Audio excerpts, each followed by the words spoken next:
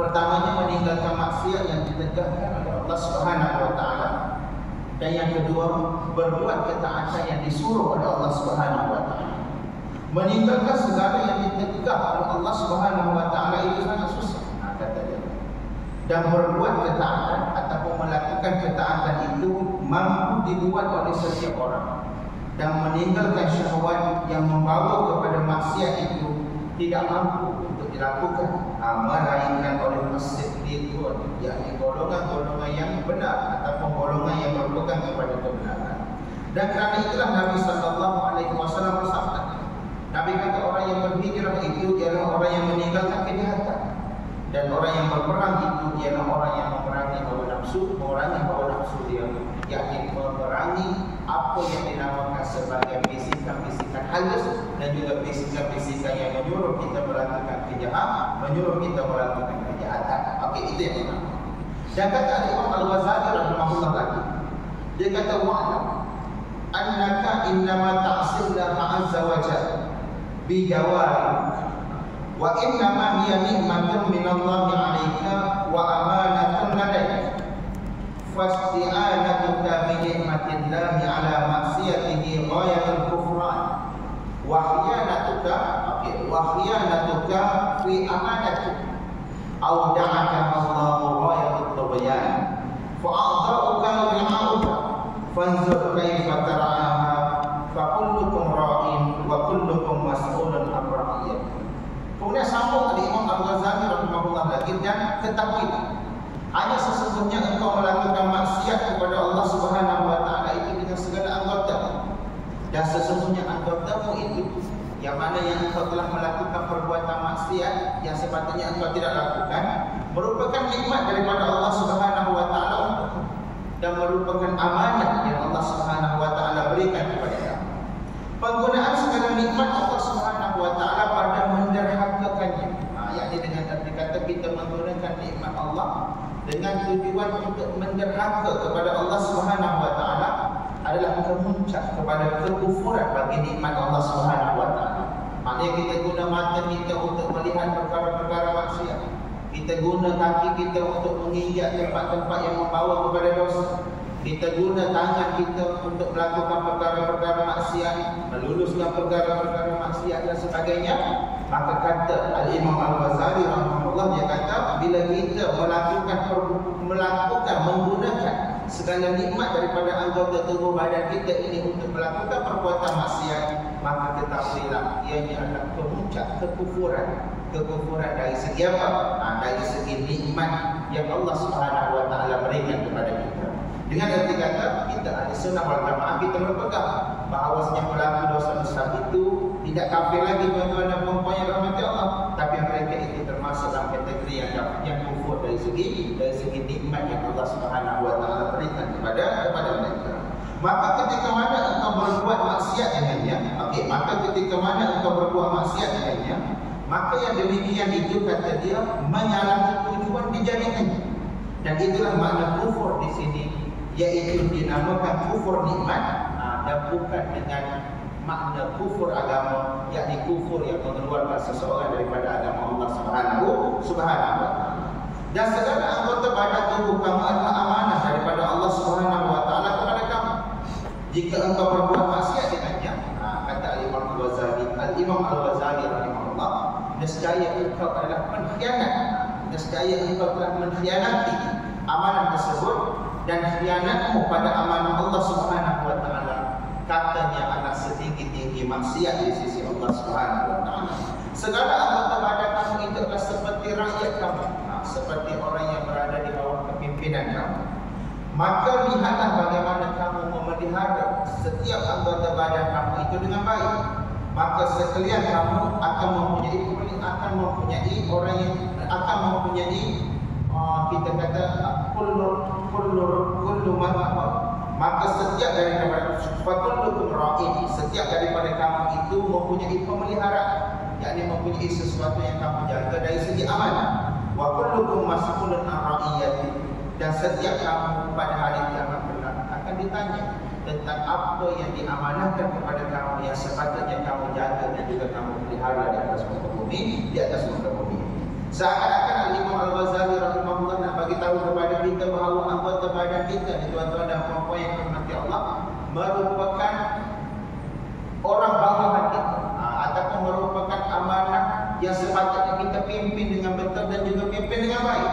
Dan barang siapa yang tidak melaksanakan amanah tersebut, melakukan perbuatan khianat terhadap anggota tubuh badannya, seakan-akan dia ini telah melakukan kemaksiatan kepada Allah Subhanahu wa taala pada tahap yang tertinggi. Kemudian dia kata, jika engkau tidak memelihara segala anggota tubuh kamu daripada segala maksiat, nescaya Allah Subhanahu wa taala akan bertanya kepadamu pada hari kiamat. Maka pada ketika itu, anggota kamu tidak dapat lagi berdusta, dan engkau pula tidak dapat menyembunyikan, melainkan perbuatanmu itu akan nyata jelas di hadapan Allah Subhanahu wa taala. Kerana pada hari kiamat kelak nanti, segala anggota badan kamu, segala anggota tubuh kamu akan menjadi saksi di atas segala perbuatanmu yang nyata, di atas segala perbuatanmu yang kamu lakukan di atas muka bumi. Dan setiap anggota itu akan bersaksi dengan jelas, lagi lancar, walaupun tidak kamu tidak bertutur ataupun tidak bercakap pada hari itu. Dengan dia kata, dia nak bagi tahu kepada kita, kalau kita tak jaga tubuh badan kita, terutamanya di bulan Ramadan ini, keluar daripada Ramadan sekalipun tuan-tuan dan puan-puan yang dirahmati Allah, kalau kita tak jaga amanah yang Allah Subhanahu wa taala berikan kepada kita ini, maka setiap anggota badan inilah yang akan menjadi saksi yang akan memberi keterangan kepada Allah Subhanahu wa taala di hari akhirat kelak. Seperti mana firman Allah yang kita bacakan awal-awal tadi melalui surah Yasin ayat yang ke-65, Allah Subhanahu wa taala menyebut, al-yawma nakhtimu ala afwahihim wa tukallimuna aydihim wa tashhadu arjuluhum bima kanu yaksibun. Pada hari ini kami tutup segala mulut-mulut mereka daripada berkata-kata, yakni pada hari kiamat. Dan pada hari tersebut yang akan bercakap adalah tangan-tangan mereka, yang akan memberikan kesaksian adalah kaki-kaki mereka. Terhadap apa? Terhadap segala apa yang mereka lakukan dan juga segala apa yang mereka kerjakan. Dan sebab itulah tuan-tuan dan puan-puan yang dirahmati Allah, sewajarnya kita umat Islam ini memelihara segala anggota badan kita, terutamanya segala anggota yang 7 daripada segala yang ditegakkan oleh Allah Subhanahu wa taala. Apa anggota yang 7 itu yang perlu kita pelihara, yang menjadi keutamaan untuk kita pelihara? Yang pertama, kita kena pelihara mata kita. Yang kedua, kita kena pelihara telinga. Dan ini yang Allah Subhanahu wa taala sebut dalam surah Al-Mulk. Allah kata, inna ansha'nakum Allahumma salli ala sayyidina Muhammad wa ja'alna lakum as-sam'a wal absara wal af'idah.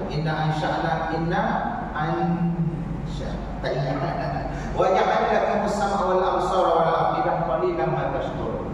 Allah kata, Allah Subhanahu wa taala yang telah menjadikan kamu daripada tiada kepada ada. Dan Allah Subhanahu wa taala jugalah yang telah menyempurnakan kejadian kamu itu dengan memberikan kepada kamu telinga, dengan memberikan kepada kamu mata, dan juga memberikan kepada kamu hati.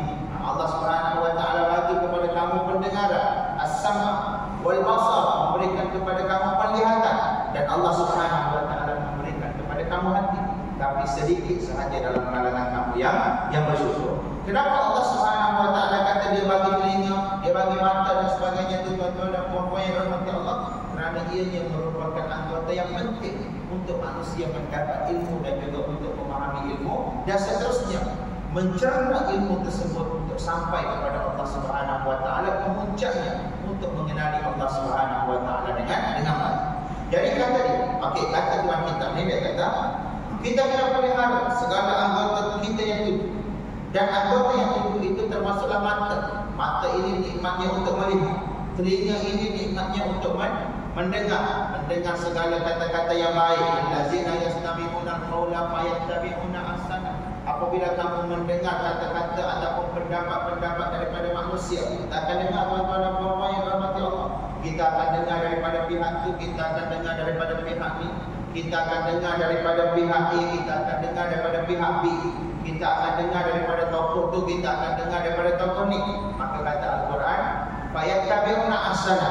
Maka apabila kamu mendengar ucapan-ucapan, pendapat-pendapat daripada manusia, maka ikutlah yang paling baik. Maka sebab itu Allah Subhanahu wa taala kurniakan kepada kita telinga, kerana telinga ini merupakan antara sumber untuk mendapatkan maklumat sebelum dicerna oleh hati dan sebelum dicerna oleh akal, dan juga ditapis oleh hati yang suci dan juga murni untuk kita pegang dan jadikannya sebagai panduan dalam kehidupan kita. Kemudian yang ketiga adalah lidah. Mana lidah ini merupakan anggota yang perlu dijaga daripada mengeluarkan kata-kata yang kesat, mengeluarkan kata-kata yang buruk, dan kesemua benda itu ada kaitannya dengan puasa yang kita kerjakan pada hari ini. Tuan-tuan dan puan-puan yang dirahmati Allah, dan salah satu tujuan kenapa Allah Subhanahu wa taala mensyariatkan puasa untuk melatih kita menjaga benda-benda yang sebeginilah, supaya akhirnya kita mencapai satu maksud daripada puasa kita, yakni ketakwaan kepada Allah Subhanahu wa taala. Dan bila kita mencapai maksud ataupun tujuan daripada puasa itu, maka insya-Allah bila kita keluar daripada bulan puasa, keluarnya kita itu adalah dengan pintu keluar yang baik. Dengan pintu keluar yang baik, dengan pintu keluar yang kita kata membawa kita kepada kebaikan dan juga rahmat dari sisi Allah Subhanahu wa taala. Kemudian jaga faraj ataupun kemaluan. Jaga perut kita, jaga tangan kita, dan jagalah kaki-kaki kita.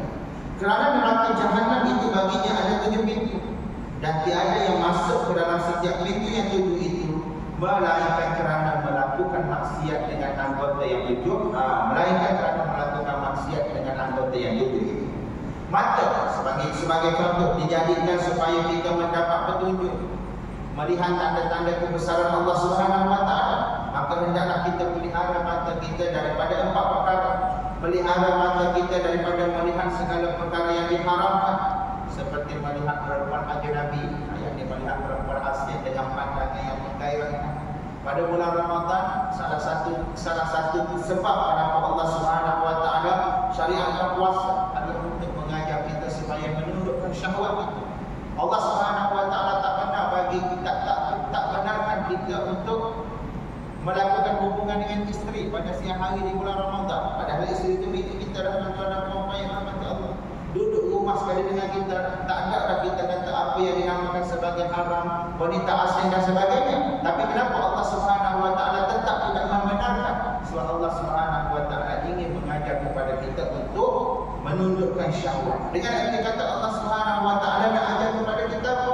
Walaupun benda itu milik kamu, belum tentu kamu boleh bertindak sewenang-wenangnya terhadap perkara tersebut, kerana agama ini ada peraturannya.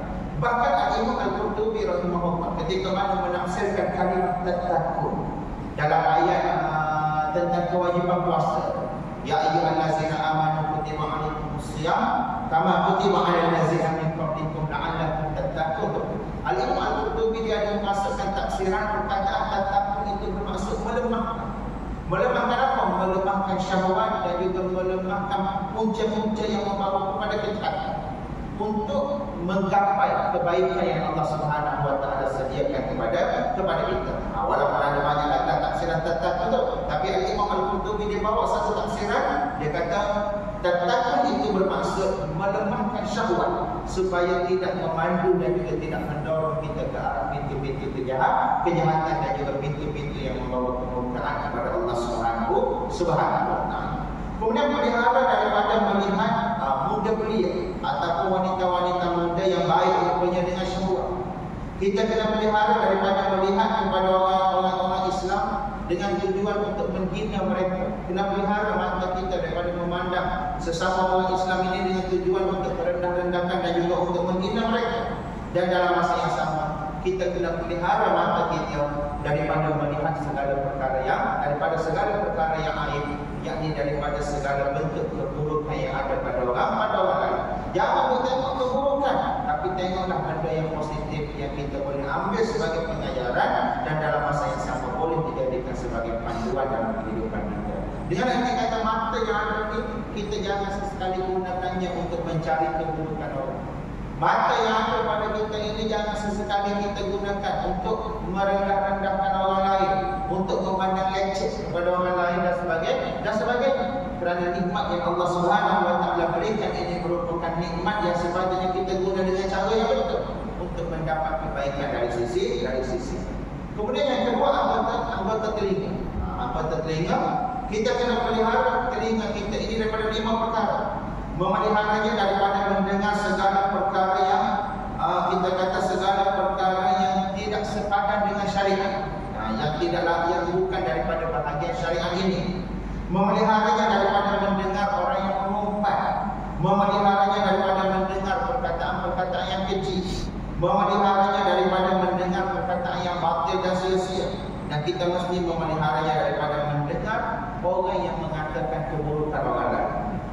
Mengumpat an-namma, mengadu domba, mengatakan keburukan orang lain, tuan-tuan dan puan-puan yang dirahmati Allah, dengan erti kata sentiasa menyebut-nyebut tentang keaiban orang lain. Maka kita kena jaga daripada mendengar perkataan-perkataan yang buruk dari keji, kecuali dalam rangka untuk menjaga kepentingan umum dan juga menjaga kepentingan manusia. Mendengar cerita tentang orang yang melakukan jenayah untuk mengambil tindakan ke atasnya, maka itu dibenarkan dan juga tidak menjadi masalah. Yang dikatakan mengumpat keburukan ini di sini merujuk kepada benda yang berbentuk pribadi, keaiban pribadi yang kita sebarkan untuk menjagakan imej dan juga reputasi seseorang itu.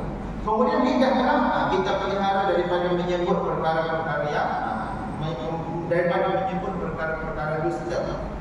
Memelihara lidah daripada menyebut perkara-perkara yang keji. Memelihara lidah daripada mengingkir janji. Daripada lidahlah janji ini sama ada dimungkiri ataupun ditunaikan. Memelihara lidah daripada mengumpat. Memelihara lidah daripada bertengkar, berbahas dan juga berbantah-bantah antara sesama manusia, berdebat, bertelingkah dan sebagainya. Memelihara lidah daripada menyucikan dan juga memuji diri sendiri. Kita kalau lupa orang lain, tuan-tuan dan puan-puan yang dirahmati Allah, cepat ya kita jatuh hukum. Tapi kalau lupa diri kita sendiri, kita akan sentiasa cari alasan dan juga excuse untuk melepaskan diri. Kalau orang lain tampak solat, kita tengok orang itu dengan pandangan apalah dia di bulan puasa, Tapi kalau kita tanya kita lambat solat, tak apalah, jalan-jalan dia bukan selalu. Dia jadi macam tu. Maka jaga lidah kita daripada menyucikan diri sendiri semata-mata untuk menyedapkan hati dan juga untuk memuji diri sendiri. Menjaga lidah kita daripada melaknat dan memaki mana-mana makhluk. Menjaga lidah kita daripada mendoakan keburukan ke atas mana-mana makhluk, kecuali makhluk itu makhluk yang terkenal dengan kezaliman, dan juga keburukan. Kemudian jagalah lidah kita daripada bergurau sangka yang berlebihan dan mempermainkan perasaan orang. Bergurau sangka boleh, tuan-tuan dan puan-puan yang dirahmati Allah, tak jadi masalah. Nabi pun bergurau. Makcik tak akan tua. Kerana apa? Bila masuk di syurga kelak, di syurga kelak tak akan ada orang tua. Nabi sebut kepada seorang perempuan tua. Terasa hati makcik itu. Lalu Nabi jelaskan kerana sesungguhnya yang ada di hari akhirat kelak semuanya akan dimudahkan oleh Allah Subhanahu wa taala. Nabi bergurau, maka Nabi ketawa dan sebagainya. Okey, maknanya bergurau tak jadi masalah, tapi jangan sampai bergurau berlebihan sehingga ke tahap membahan. Maknanya kita bahan orang tu sampai kita tak fikir perasaan dia, sama ada dia gembira ataupun tidak di atas perkara tersebut. Dan mempermainkan perasaan orang, maka itu juga termasuk dalam bab yang berkaitan dengan lidah. Saya berjanji akan bersama-sama dengan awak seumur hidup saya. Jumpa perempuan lain, dia tinggal isteri dia yang walaupun isteri dia yang ada pada waktu itu. Tak boleh, tuan-tuan dan puan-puan yang dirahmati Allah. Kemudian seterusnya, kita mesti menjaga lidah kita daripada melakukan perkara-perkara yang lain yang boleh membawa kepada kerosakan hubungan antara sesama manusia. Kemudian mulut kita kena jaga daripada memasukkan mulut kita dengan rezeki yang tidak halal, dengan rezeki yang tidak baik, dengan rezeki yang tidak betul. Sebaliknya kita wajib berusaha untuk mencari yang halal. Bahkan Nabi sallallahu alaihi wasallam pernah ditanya tentang orang yang bekerja dengan penuh semangat dan juga penuh kesungguhan. Sikit lagi tuan-tuan, puasa saya tak lagi. Okey, maknanya ketika mana ditanya oleh para sahabat tentang seorang lelaki yang mereka tengok bekerja dengan penuh kesungguhan, wanasyati, dan juga penuh kecerdasan. Nabi katakan dia berada pada jalan Allah.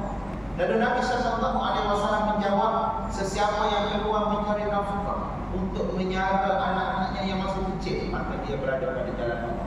Sesiapa yang keluar untuk menyara orang tuanya yang sudah tua, maka dia juga berada pada jalan Allah Subhanahu wa taala. Sesiapa yang keluar untuk menyara dirinya sendiri, dan dalam masa yang sama dia menjauhkan diri daripada perkara-perkara yang haram, menjauhkan diri daripada perkara-perkara yang tidak halal, maka dia juga berada pada jalan Allah Subhanahu wa taala.